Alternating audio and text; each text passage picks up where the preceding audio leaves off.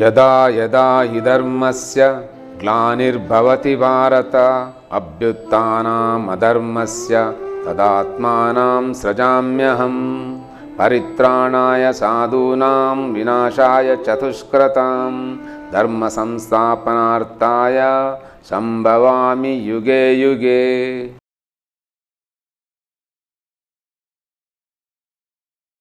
ಭಾರತೀಯ ಸನಾತನಿ ಹಿಂದೂ ಧರ್ಮದ ಎಲ್ಲ ಸಹೃದಯ ಬಂಧುಗಳಿಗೆ ಆಧ್ಯಾತ್ಮ ಚಿಂತನಾ ರಹಸ್ಯ ಸರಣಿಗೆ ಸ್ವಾಗತ. ಇಷ್ಟರವರೆಗೆ ನೀವೆಲ್ಲ ಕೇಳಿದಂತ ನೋಡಿದಂತ ಎಲ್ಲ ಕಾರ್ಯಕ್ರಮಗಳೇನಿದೆ ಅದೆಲ್ಲವೂ ನಮ್ಮ ಶರೀರದ ಒಳಗೆ ನಡೆಯುವಂತ ಕ್ರಿಯೆಗಳು. ಹಾಗೆ ಆ ಕ್ರಿಯೆಗಳು ಹೇಗೆ ನಮ್ಮಲ್ಲಿ ವ್ಯಕ್ತಗೊಳ್ತದೆ, ಇನ್ನು ವ್ಯಕ್ತಗೊಂಡಾಗ ಯಾವ ಯಾವ ಕ್ರಿಯೆಗಳಿಗೆ ಅನುಗುಣವಾಗಿ ಏನೇನು ವ್ಯಕ್ತಗೊಂಡಿತು, ಇದು ಹೇಗೆ ಶಕ್ತಿಗಳು, ದೈವಗಳು, ಭೂತ, ನಾಗ ಹೀಗೆ 33 ಕೋಟಿ ದೇವತೆಗಳಂತ ಪರಿಗಣಿಸಲ್ಪಡ್ತದೆ.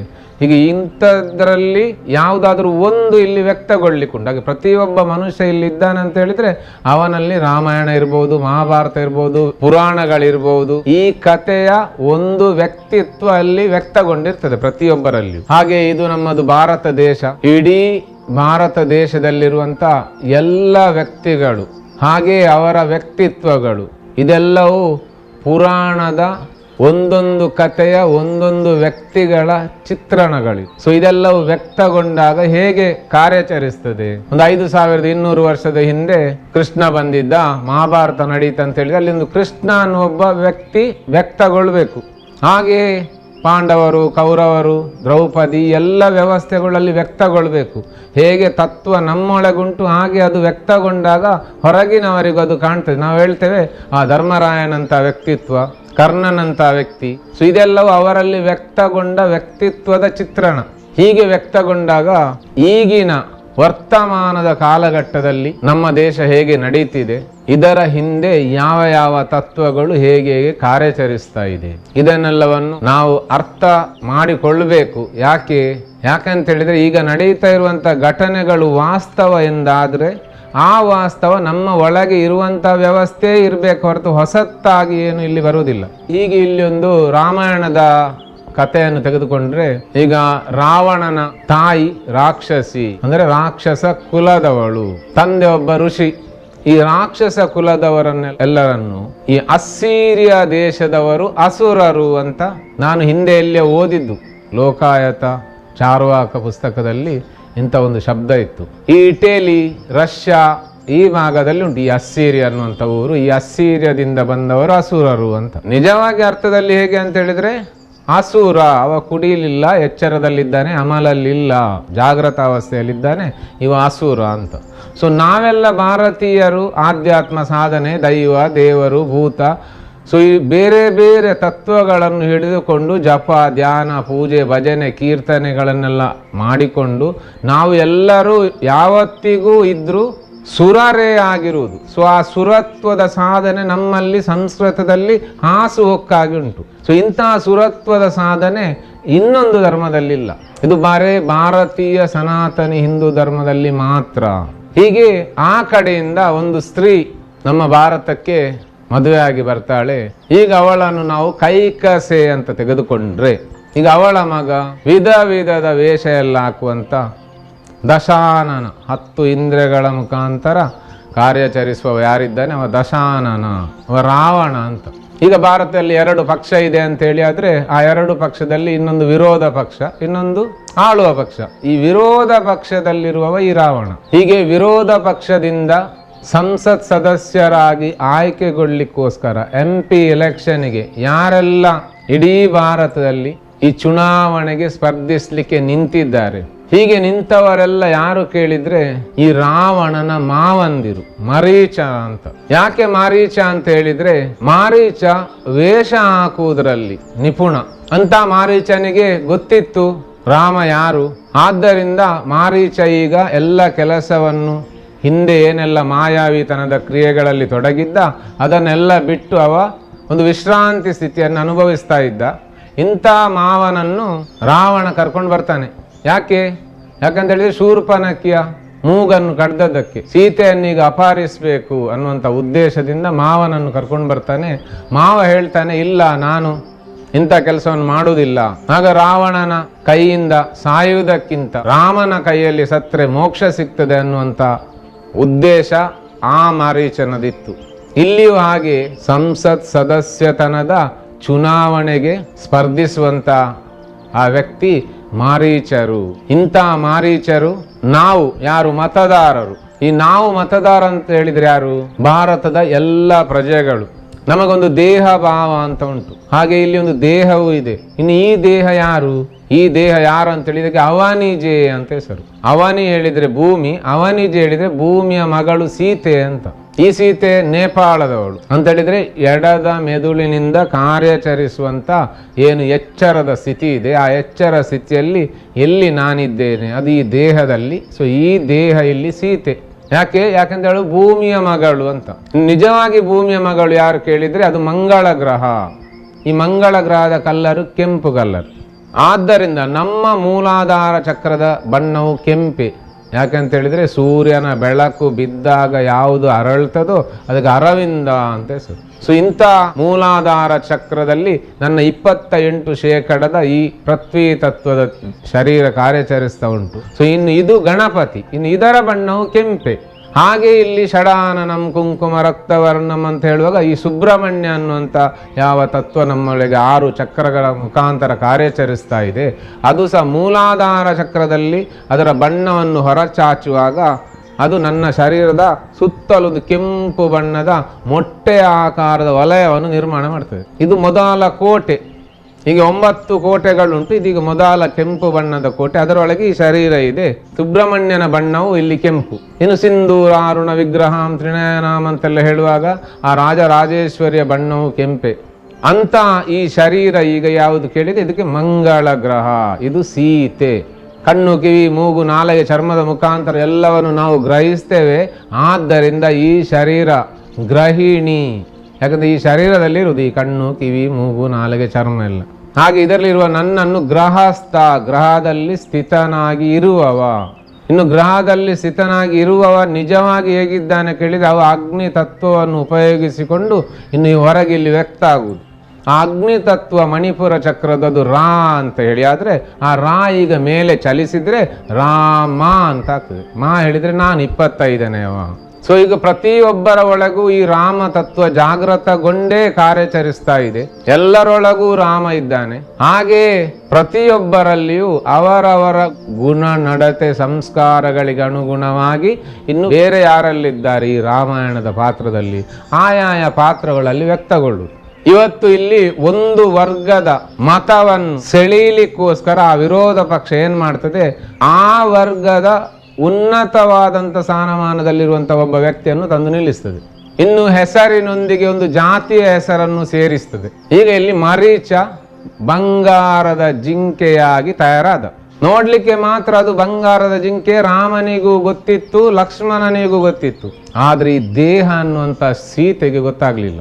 ಆ ಬಂಗಾರದ ಜಿಂಕೆಯನ್ನು ಈ ದೇಹ ಅನ್ನುವಂಥ ಸೀತೆ ಆಮಿಷಕ್ಕೆ ಒಳಗಾಗಿ ಅಂತಂದ್ರೆ ಅದು ಬಂಗಾರದ ಜಿಂಕೆ. ಹಾಗೆ ನಮಗೂ ಸಹ ಇಲ್ಲಿ ಏನ್ ಮಾಡ್ತಾ ಇದ್ದಾರೆ, ಆಮಿಷಗಳನ್ನು ಒಡ್ಡಿ ದುಡಿದು ತಿನ್ನುವಂತ ಒಂದು ಜನಾಂಗವನ್ನೇ ಸರ್ವನಾಶ ಮಾಡಿ, ಯಾರು ದುಡಿಯದ ಹಾಗೆ ಮಾಡಿ ಲೆಥರ್ಜಿಯನ್ನು ಕ್ರಿಯೇಟ್ ಮಾಡುವಂತ ಈ ಪಕ್ಷ ಏನಿದೆ ಅದು ಅಸುರರ ಪಕ್ಷ, ರಾಕ್ಷಸರ ಪಕ್ಷ, ದಾನವರ ಪಕ್ಷ, ದೈತ್ಯರ ಪಕ್ಷ. ಅದು ದೇವತೆಗಳ ಪಕ್ಷ ಅಲ್ಲ. ರಾಮ ಅಯೋಧ್ಯೆಯಲ್ಲಿ ಎದ್ದು ನಿಂತಾಗಿದೆ ಅಂತ ಹೇಳಿ ಆದ್ರೆ ಅದರ ಅರ್ಥ ರಾವಣ ಸತ್ತಾಗಿದೆ ಅಂತಲ್ವ. ಇನ್ನು ರಾವಣ ಸತ್ತಿದ್ದಾನೆ ಅಂತ ಹೇಳಿದ್ರೆ ಮತ್ತೆ ಮರೀಚ ಎಲ್ಲಿದ್ದಾನೆ? ಮರೀಚ ಸಹ ಸತ್ತಾಗಿದೆ. ಹಾಗಾದ್ರೆ ಈಗ ನಡೀತಾ ಇರುವುದು ಬರೇ ವೇಷ, ಛದ್ಮವೇಷ ಮಾತ್ರ. ಇದನ್ನೆಲ್ಲ ತಿಳಿಗೊಳಿಸ್ಲಿಕ್ಕೋಸ್ಕರ ಇಂಥ ಒಂದು ಸಂಮೋಹನದ ಸ್ಥಿತಿಯಿಂದ, ಮಾರೀಚರ ಸಂಮೋಹನದ ಸ್ಥಿತಿಯಿಂದ ಹೊರತರಲಿಕ್ಕೋಸ್ಕರ ಯಾರನ್ನು ನಾನು ರಾಜ ವಿಕ್ರಮಾದಿತ್ಯ ಅಂತ ಕರೀತೇನೋ ಅಂತ ರಾಜ ವಿಕ್ರಮಾದಿತ್ಯ ಅವ ಇಲ್ಲಿ ಬರಬೇಕಾಯ್ತು. ಯಾಕಂತ ಹೇಳಿದ್ರೆ ಈ ಜಾತಿಯ ಸಂಮೋಹನದಿಂದ ಹೊರಗೆ ತರಲಿಕ್ಕೆ, ತಮ್ಮನ್ನು ತಾವು ಕಳೆದುಕೊಳ್ಳುವಂತ ಒಂದು ಸ್ಥಿತಿ ಇದು. ಲಕ್ಷ್ಮಣ ಅಂತ ಹೇಳಿದ್ರೆ ಲಕ್ಷ್ಯ ಇರುವಂತ ಮನ ಅಂತ, ಮನಸ್ಸು ಅಂತ. ಇನ್ನು ಆ ಲಕ್ಷ್ಯ ಇರುವಂತ ಮನಸ್ಸು ಯಾವುದು ಕೇಳಿದ್ರೆ ಅದು ಈ ಮೆದುಳಲ್ಲ, ಅದು ನಮ್ಮ ಲಿಂಗ ಶರೀರ, ಅವ ಆದಿಶೇಷ. ಇನ್ನು ಆ ಲಿಂಗ ಶರೀರ ಏನಿದೆ ಅದು ಇಲ್ಲಿ ಬ್ರಹ್ಮ ಗ್ರಂಥಿ, ವಿಷ್ಣು ಗ್ರಂಥಿ, ರುದ್ರ ಗ್ರಂಥಿ ಅನ್ನುವಂಥ 3 ಗೆರೆಗಳುಂಟಲ್ಲಿ. ಅದು ಯಾರು ಹಾಕಿದ್ದು? ಅದು ಇದೇ ಲಕ್ಷ್ಮಣ ಅನ್ನುವಂಥ ಆದಿಶೇಷ ಲಿಂಗ ಶರೀರ. ಅದು ದಕ್ಷಿಣದಿಂದ ಉತ್ತರಕ್ಕೆ ಹರಿಯುವಾಗ ಬ್ರಹ್ಮಗ್ರಂಥಿ, ವಿಷ್ಣು ಗ್ರಂಥಿ, ರುದ್ರ ಗ್ರಂಥಿಯಲ್ಲಿ 3 ಸ್ವರೂಪದಲ್ಲಿ ವ್ಯಕ್ತಗೊಳ್ತದೆ. ಎಲ್ಲರೊಳಗೂ ಈ 3 ಗೆರೆ ಇದೆ. ಈ 3 ಗೆರೆ ಇದು ಸನಾತನ ಧರ್ಮದ 3 ಗೆರೆ. ಇದನ್ನು ದಾಟಿದ್ರೆ ಅಂದ್ರೆ ಧರ್ಮ ಬಿಟ್ಟ ಹಾಗೆ. ಆಗ ಇನ್ನು ಧರ್ಮ ಬಿಡುವುದು ಒಂದೇ, ಈ 3 ಗೆರೆ ದಾಟುವುದು ಒಂದೇ. ಆಗ ರಾವಣ ರಾಜ್ಯ ಇಲ್ಲಿ ನಿರ್ಮಾಣ ಆಗ್ತದೆ. ಕಥೆಯಲ್ಲಿ ಹೇಗೆ ಸೀತೆಯನ್ನು ರಾವಣ ಅಪಹರಿಸಿಕೊಂಡು ಹೋದ್ನೋ ಆ ಕತೆ ಇನ್ನು ಇಲ್ಲಿ ನಡೀಬಾರ್ದು. ಇನ್ನು ನಡೆಯದೇ ಇದ್ರೆ ಅದು ಯೋಗದ ಸ್ಥಿತಿಯಲ್ಲಿ ನಡೀಬೇಕೆ ಹೊರತು ಹೀಗೆ ಹೊರಗೆ ನಡೀಬಾರ್ದು. ಹಾಗೆ ನಡೀಬಾರ್ದಂತ ಇದ್ರೆ ನಾವೆಲ್ಲರೂ ಭಾರತೀಯ ಸನಾತನಿ ಹಿಂದೂ ಧರ್ಮವನ್ನು ಪ್ರೋತ್ಸಾಹಿಸುವ, ಬೆಳೆಸುವ, ಅದರ ವೈಜ್ಞಾನಿಕತೆಯನ್ನು ಜಗತ್ತಿಗೆ ಸಾರುವ, ನಮ್ಮ ಈ ದೈವಿಕ ಸಂಸ್ಕೃತಿಯ ಪರಿಮಳವನ್ನು ಇಡೀ ಜಗತ್ತಿಗೆ ವ್ಯಾಪಿಸುವ ಹಾಗೆ ಮಾಡುವಂಥ ಪಕ್ಷಕ್ಕೆ ನಮ್ಮ ಮತವನ್ನು ಕೊಡಬೇಕೇ ಹೊರತು ಇನ್ನೇನು 10-15 ವರ್ಷದಲ್ಲಿ ನಮ್ಮ ಪೀಳಿಗೆಯೇ ಸರ್ವನಾಶ ಆಗುವಂಥ ವ್ಯವಸ್ಥೆಯನ್ನು ಮಾಡಿಟ್ಟಂಥ ಪಕ್ಷಕ್ಕೆ ನಾವು ಮತವನ್ನು ಕೊಟ್ಟರೆ ಅದು ಸೀತೆಯನ್ನು ರಾವಣ ಅಪಹರಿಸಿದ ಹಾಗೆ. ಅದರಲ್ಲಿ ಕೊಂಡೋಗುವುದು ಯಾರನ್ನು? ಸೀತೆಯನ್ನಲ್ಲ, ಮಾಯಾ ಸೀತೆಯನ್ನು. ಮಾಯಾ ಸೀತೆ ಅಂತ ಹೇಳಿದರೆ ಆಮಿಷಗಳಿಗೆ ಬಲಿಯಾದಂಥ ಯಾವ ವ್ಯಕ್ತಿಗಳೆಲ್ಲ ಇದ್ದಾರೆ ಅವರೆಲ್ಲರೂ ಮಾಯಾ ಸೀತೆಯನ್ನು ರಾವಣ ಅಪಹರಿಸಿದ್ದಾನೆ. ಯಾರು ಈಗ ಇರುವಂಥ ವಿರೋಧ ಪಕ್ಷಕ್ಕೆ ಮತ ಹಾಕ್ತಾರೆ ಅವರೆಲ್ಲರೂ ರಾವಣನಿಗೆ ಮತ ಹಾಕಿದಾಗೆ. ಅಂದರೆ ಸತ್ವ ಇಲ್ಲದ, ಒಳಗೆ ಏನಿಲ್ಲ ಅಲ್ಲಿ ಅಂತ, ಬರೇ 10 ಇಂದ್ರಿಯಗಳ ಮುಖಾಂತರ ದಶಾನನನಾದ ಅಂದರೆ ಎಚ್ಚರದ ಸ್ಥಿತಿಯಲ್ಲಿರುವವ ಅಂತ. ಇಂಥ ಒಂದು ತತ್ವ ನಮ್ಮ ಊರಲ್ಲಿ ಕಾರ್ಯಾಚರಿಸ್ತಾ ಇದೆ. ನಾವೆಲ್ಲರೂ ಪ್ರಜ್ಞಾವಂತರಾಗಬೇಕು, ಆಮಿಷಗಳಿಗೆ ಬಲಿಯಾಗಬೇಡಿ. ಸನಾತನಿ ಹಿಂದೂ ಧರ್ಮವನ್ನು ಮೇಲೆತ್ತಲಿಕ್ಕೆ ಏನೆಲ್ಲ ಬೇಕು ಅದನ್ನೆಲ್ಲವನ್ನು ನಾವು ಮಾಡಬೇಕು. ನಾವಿನ್ನು ಇಲ್ಲಿ ಬಂಟ, ಪೂಜಾರಿ, ಜಾತಿಯ ವ್ಯವಸ್ಥೆಯಲ್ಲಿ ನಮ್ಮನ್ನು ಒಡೆದು ಆಳ್ಲಿಕ್ಕೆ ಆಗದ ಹಾಗೆ ಮಾಡಬೇಕು. ನಾವೆಲ್ಲರೂ ಒಂದು ಅನ್ನುವಂಥ ಒಂದು ಭಾವನೆ ನಮ್ಮಲ್ಲಿ ಬರಬೇಕಿದ್ರೆ ಅದಕ್ಕೆ ಇಲ್ಲೊಂದು ಮೂಲ ಒಂದು ತತ್ವ ಇದೆ, ಅದು ಇಲ್ಲಿ ಕೊಂಡಿ ಕಳಚಿದೆ. ಆ ಕೊಂಡಿಯನ್ನು ಮತ್ತೆ ಸೇರಿಸಿದ್ರೆ ಆಯ್ತು. ಇನ್ನು ಆ ಕೊಂಡಿಯ ಬಗ್ಗೆ, ಸೇರಿಸುವುದರ ಬಗ್ಗೆ ಮುಂದಿನ ಸಂಚಿಕೆಯಲ್ಲಿ ನಾನು ತಿಳಿಸ್ತೇನೆ. ಯಾಕಂದ್ರೆ ಅದು ಇದರದ್ದೇ ಮುಂದುವರಿದ ಭಾಗ. ಹೀಗೆ ತಮ್ಮ ತಮ್ಮ ಅಮೂಲ್ಯ ಮತವನ್ನು ಧರ್ಮದ ರಕ್ಷಣೆಗೋಸ್ಕರ, ಧರ್ಮದ ಉಳಿವಿಗೋಸ್ಕರ, ಜಾತಿಗಲ್ಲ, ಜಾತಿಯನ್ನು ಉಳಿಸ್ಲಿಕ್ಕೆ ಇಲ್ಲಿ ನಮ್ಮ ಕಟ್ಟುಪಾಡುಗಳಿದೆ. ದೈವ, ದೇವರು, ಭೂತ, ನಾಗ ಅನ್ನುವಂಥ ವ್ಯವಸ್ಥೆಗಳಿದೆ. ಇನ್ನು ಜಾತಿಯನ್ನು ನಮ್ಮನ್ನು ಯಾರು ಏನು ಅಡಿಮೇಲೆ ಮಾಡಲಿಕ್ಕೆ ಸಾಧ್ಯ ಇಲ್ಲ. ಆದರೆ ನಾವೆಲ್ಲರೂ ಒಂದು ಅನ್ನುವ ಹಾಗೆ ನಮಗೆ ಕಲ್ಪಿಸಬೇಕಿದ್ರೆ, ಭಾವಿಸಬೇಕಿದ್ರೆ ಇದಕ್ಕೊಂದು ಮೂಲ ಸೂತ್ರ ಇದೆ. ಆ ಸೂತ್ರವನ್ನು ನಾವು ಹಿಡಿದ್ರೆ ಆಗ ನಾವೆಲ್ಲರೂ ಒಂದೇ ಅನ್ನುವಂಥ ಭಾವದಲ್ಲಿ ನಿಲ್ಲಕ್ಕೆ ಆಗ್ತದೆ. ಅಂಥ ಕ್ರಿಯೆ ಮುಂದಿನ ದಿನಗಳಲ್ಲಿ ನಡೆಯಲಿಕ್ಕಿದೆ. ಇವತ್ತು ಇಲ್ಲಿ ಏನೆಲ್ಲ ನಡೀತಾ ಇದೆಯೋ ಇದೆಲ್ಲವೂ ಪುರಾಣದ ತತ್ವಗಳಿಗೆ ಅನುಸಾರವಾಗಿ ನಡೀತಾ ಇದೆ. ಯಾಕೆ ಅಂತ ಹೇಳಿದರೆ ಇದನ್ನು ಆಪರೇಟ್ ಮಾಡುವವರು, ಇದನ್ನು ಚಾಲನೆ ಮಾಡುವಂಥ ಕೆಲಸವನ್ನು ಈ ಗುರು ತತ್ವಗಳು ಮಾಡ್ತದೆ. ಹಿಂದೆ 2 ವರ್ಷದ ಹಿಂದಿನ ತನಕ ಮಸ್ತೇಂದ್ರನಾಥ ಅನ್ನುವಂಥ ಒಂದು ತತ್ವ ಇಲ್ಲಿ ಕಾರ್ಯಾಚರಿಸ್ತಾ ಇತ್ತು. ಅದಕ್ಕೆ ಸರಿಯಾಗಿ ಇಲ್ಲಿರುವಂಥ ವ್ಯಕ್ತಿಗಳು, ವ್ಯಕ್ತಿತ್ವಗಳೆಲ್ಲ ಕಾರ್ಯಾಚರಿಸ್ತದೆ. ಇನ್ನು ಈಗ ಇದು ಗೋರಕ್ಷನಾಥ ಅನ್ನುವಂಥ ಒಂದು ತತ್ವದ ಕ್ರಿಯೆ, ಅಂದರೆ ಧರ್ಮವನ್ನು ರಕ್ಷಿಸುವ ಕ್ರಿಯೆ. ಸೊ ಈ ಕ್ರಿಯೆಯಲ್ಲಿ ಪ್ರತಿಯೊಬ್ಬರೂ ಭಾಗಿಯಾಗಬೇಕು. ಪ್ರತಿಯೊಬ್ಬರೂ ತಮ್ಮ ಒಳಗೆ ಇಳಿದು ನೋಡಬೇಕು, ನಾವು ಯಾರು. ಅದು ಯಾವುದೇ ಧರ್ಮದವನಿರ್ಬೋದು, ಅವ ತನ್ನ ಒಳಗೆ ಇಳಿದು ನೋಡಬೇಕು, ನಾನು ಮೂಲದಲ್ಲಿ ಯಾರು, ನನ್ನ ಮೂಲ ಯಾವುದು, ನನ್ನ ವಂಶವಾಹಿನಿ ಯಾವುದು. ಆಗ ಇದೆಲ್ಲವೂ ಒಂದು ಸೂತ್ರದೊಳಗೆ ಬರ್ತದೆ, ಒಂದು ಸೂತ್ರದಲ್ಲಿ ಹೆಣೆಯಲ್ಪಡ್ತದೆ, ಹೇಗೆ ಮಾಲೆ ಮಾಡಿದ ಹಾಗೆ. ಇನ್ನು ಇಲ್ಲಿ ನಾವು ಜಾತಿ ಜಾತಿ ಜಾತಿ ಅಂತ ಹೊಡೆದಾಡ್ಲಿಕ್ಕೆ ಹೋದ್ರೆ ಇನ್ನೊಂದು ಕೆಲವೇ ವರ್ಷಗಳಲ್ಲಿ ಈ ಜಾತಿ ಅನ್ನೋದು ಇರ್ತದ ಇಲ್ಲೋ ಅನ್ನುವಂಥ ಒಂದು ಸಂಶಯ ಬರ್ತದೆ. ಯಾಕಂತ ಹೇಳಿದ್ರೆ ಈಗ ಆಗುವಂಥ 50% ಮದುವೆಗಳೆಲ್ಲವೂ ಅಂತರ್ಜಾತೀಯ ವಿವಾಹಗಳು. ಎಲ್ಲಿ ಉಳಿತೀಗ ಇಲ್ಲಿ ಜಾತಿ? ಇದಲ್ಲದೆ ಇಲ್ಲಿ ಎಷ್ಟೋ ಜಾತಿಯ ವ್ಯಕ್ತಿಗಳು ಏನೇನೋ ಸಮಸ್ಯೆಗಳಲ್ಲಿ ಬಳಲ್ತಾ ಇರುವವರು, ಮನೆ ಇಲ್ಲದವರು, ಮಕ್ಕಳಿಗೆ ಮದುವೆ ಮಾಡಲಿಕ್ಕೆ ಹಣ ಇಲ್ಲದವರು, ಎಜುಕೇಶನ್ ಕೊಡ್ಲಿಕ್ಕೆ ಹಣ ಇಲ್ಲದವರು, ಅದು ಜಾತಿಯವರೇ. ಯಾರು ಅವರಿಗೆ ಸಹಾಯ ಮಾಡಿರ್ಲಿಕ್ಕಿಲ್ಲ. ನನ್ನ ಜಾತಿಯವ ಅಂತೇಳಿ ನಾನೊಂದು ಅವನಿಗೆ ಉಪಕಾರ ಮಾಡ್ತೇನೆ ಅಂತೇಳಿ ಹೋಗಿರ್ಲಿಕ್ಕಿಲ್ಲ. ಮಾಡಿದರೆ ಅಲ್ಲಿಯ ಸುತ್ತಮುತ್ತಲಿನ ಸಂಘ ಸಂಸ್ಥೆಗಳು ಕೆಲವರಿಗೆ ಏನಾದರೂ ವ್ಯವಸ್ಥೆ ಮಾಡಿರ್ಬೋದು ಹೊರತು ಎಲ್ಲರಿಗೂ ಮಾಡಿರ್ಲಿಕ್ಕಿಲ್ಲ. ಆಗ ಇಲ್ಲದೆ ಇರುವ ಜಾತಿ ಈಗ ಎಲ್ಲಿಂದ ಬಂತು? ಎಷ್ಟೋ ಹೆಣ್ಣು ಮಕ್ಕಳು ಅನ್ಯ ಮತದ ವ್ಯಕ್ತಿಗಳ ಆಮಿಷಕ್ಕೆ ಒಳಗಾಗಿ ಅವರನ್ನು ಕದ್ದುಕೊಂಡು ಹೋಗುವಾಗ ಆಗ ಯಾರು ಬರಲಿಲ್ಲ ಜಾತಿಯವರು, ಆಗ ಜಾತಿಯನ್ನು ನೋಡಲಿಲ್ಲ. ಇನ್ನು ಆಗ ಎಲ್ಲ ಇಲ್ಲದೆ ಇರುವ ಜಾತಿ ಬರೇ ಒಂದು ಎಲೆಕ್ಷನ್ ಬರುವಾಗ ಮಾತ್ರ ಬರ್ತದೆ ಅಂತ ಹೇಳಿದರೆ ಅರ್ಥ ಏನು? ಅಂದರೆ ನಮ್ಮನ್ನು ಒಡೆದು ಆಳ್ಲಿಕ್ಕೆ, ತುಂಡು ತುಂಡು ಮಾಡಿ ಆಳ್ಲಿಕ್ಕೆ ಎಷ್ಟು ಸಾಧ್ಯವೋ ಅಷ್ಟು ಪ್ರಯತ್ನಿಸ್ತಾ ಇದ್ದಾರೆ ಅಂತ. ಇದು ಸ್ವಾತಂತ್ರ್ಯ ಪೂರ್ವದಿಂದ ಇವತ್ತಿನ ತನಕ ಇದೇ ಕಥೆಯನ್ನು ಮಾಡಿಕೊಂಡು ಬಂದದ್ದು. ಪುಣ್ಯಕ್ಕೆ ಒಂದು ಕೆಲಸ ಆಗಿದೆ ಏನಂತ ಹೇಳಿದ್ರೆ, ಈ ಜಾತಿಯ ಒಗ್ಗಟ್ಟಿನಿಂದ ಹರಿದು ಹಂಚಿ ಹೋಗಿದ್ದಂಥ ಎಲ್ಲ ಆ ಮನಸ್ಸುಗಳು ಈಗ ಒಂದು ಜಾತಿಯ ಇದರಲ್ಲಿ ಒಂದಾಗ್ತಾ ಇದೆ. ಇನ್ನು ಈ ಒಂದಾದಂಥ ಜಾತಿ ಮತ್ತು ಎಲ್ಲರೂ ನಾವು ಒಂದು ಅನ್ನುವಂಥ ಭಾವನೆಗೆ ಬರಬೇಕು.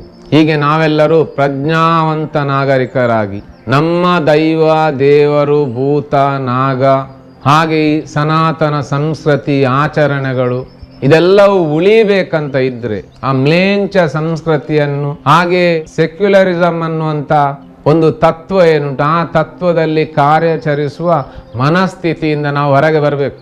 ಸೆಕ್ಯುಲರಿಸಮ್ ಎಲ್ಲವೂ ಹೌದು, ಅದು ಯಾವಾಗ ನನ್ನ ಮನೆ ಉಳಿದ್ರೆ ಮತ್ತೆ ಎಲ್ಲವೂ. ಇನ್ನು ನನ್ನ ಮನೆ ಉಳಿಯದಿದ್ರೆ ಅದಕ್ಕೋಸ್ಕರ ಸನಾತನ ಧರ್ಮದ ಅಡಿಪಾಯ ಹಾಕುವ ಕಾಲ ಇದು. ನಮ್ಮ ಪಂಚಾಂಗವನ್ನು ಗಟ್ಟಿಗೊಳಿಸುವ ಕಾಲ ಇದು. ಕಳೆದುಕೊಂಡರೆ ಇವತ್ತಿನ ಪಾಕಿಸ್ತಾನ, ಸಿರಿಯಾ, ಇನ್ನು ಬೇರೆ ಬೇರೆ ದೇಶಗಳು ಯಾವ ಸ್ಥಿತಿಯಲ್ಲಿದೆ, ಎಲ್ಲಿ ಮುಟ್ಟಿದೆ, ಇದನ್ನು ನೋಡಿ ನಾವು ಕಲಿಬೇಕು. ನೋಡಿ ಕಲಿಬೇಕು, ಓದಿ ಕಲಿಬೇಕು, ಇನ್ನೊಬ್ಬರ ಹತ್ರ ಕೇಳಿ ಕಲಿಬೇಕು. ಇದು ನಾವು ಮೂರು ಮಾಡಲಿಲ್ಲ ಅಂತ ಹೇಳಿ ಆದರೆ ಇನ್ನು ಪ್ರಕೃತಿಯ ನಿಯಮ ಹೇಗೆ ಅಂತ ಹೇಳಿದ್ರೆ ಅನುಭವಿಸಿ ಕಲಿ ಅಂತ. ಎಲ್ಲರೂ ಜಾಗೃತರಾಗಿ ನಡೆಯುತ್ತಾ ಇರುವುದು ಪುನಃ ಇಲ್ಲಿ ತತ್ವವೇ.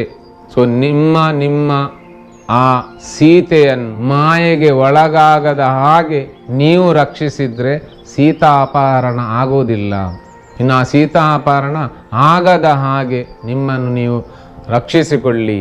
ಹಾಗೆ ಆ ರಾಮನಿಗೆ ಇನ್ನೊಂದು ಹೆಚ್ಚಿನ ಕೆಲಸ ಕೊಡಬೇಡಿ, ರಾವಣನನ್ನು ಕೊಲ್ಲುವ ಕೆಲಸ. ಇನ್ನು ಆ ವಾನರ ಸೇನೆಯನ್ನು ಅದಕ್ಕೋಸ್ಕರ ಉಪಯೋಗಿಸುವಂಥ ಕೆಲಸವನ್ನು ರಾಮನಿಗೆ ಕೊಡಬೇಡಿ. ಒಂದು ವೇಳೆ ಸೀತಾ ಅಪಹರಣವಾದರೆ ಹೇಗೆ ರಾಮನ ಸೈನ್ಯ ರಾವಣನ ಸಾಮ್ರಾಜ್ಯವನ್ನು ಧ್ವಂಸಗೊಳಿಸಿತು, ಅದೇ ರೀತಿಯ ಸ್ಥಿತಿ ಮತ್ತೆ ಇಲ್ಲಿ ಉದ್ಭವ ಆಗ್ತದೆ. ಯಾಕೆಂದರೆ ಎಲ್ಲರೂ ವಾನರರಾಗ್ತಾರೆ. ಸಾಧಾರಣವಾಗಿ ಈಗ ಎಲ್ಲ ಭಾರತೀಯ ಸನಾತನ ಹಿಂದೂ ಧರ್ಮದ ಮಕ್ಕಳಿಗೂ ಹನುಮಾನ್ ಚಾಲಿಸ ಬಾಯ್ಹಾಟ ಇದೆ, ಕಂಠಪಾಠ ಮಾಡಿಕೊಂಡಿದ್ದಾರೆ. ಎಲ್ಲರೊಳಗೂ ಆ ಮುಖ್ಯ ಪ್ರಾಣನೂ ಇದ್ದಾನೆ, ಎಲ್ಲರೂ ಇದ್ದಾರೆ. ಅವಕಾಶಕ್ಕೋಸ್ಕರ ಮಾತ್ರ ಕಾಯ್ತಾ ಇದ್ದಾರೆ.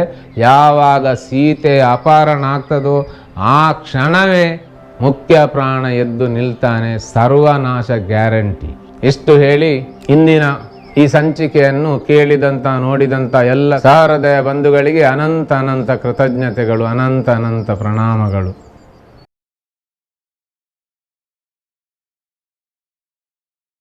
ಕೇಳಿದಂಥ ಎಲ್ಲ ಸಹೃದಯ ಬಂಧುಗಳು ಕೆಳಗಿರುವಂಥ ಲೈಕ್ ಬಟನ್ ಅನ್ನು ಒತ್ತಿ ಪ್ರೋತ್ಸಾಹಿಸಬೇಕು. ಹಾಗೆ ಮುಂದಿನ ದಿನಗಳಲ್ಲಿ